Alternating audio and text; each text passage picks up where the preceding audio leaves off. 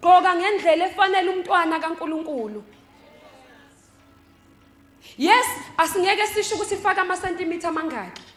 Isiketi masishona enzansi kufanele ama-centimeter bemangaki.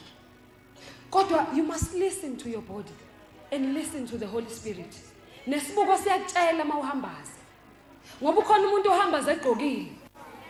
Egqokile kodwa ebenqunu. Asikwazi ukuthi amantombazane ethu afana namantombazane ezwe. Uma uze enkonzweni singazi noma uze enkonzweni noma uze eklabhini. Asikwazi.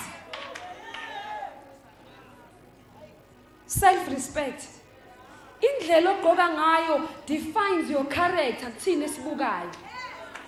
Sikujaja ngendlela ogqoka ngayo.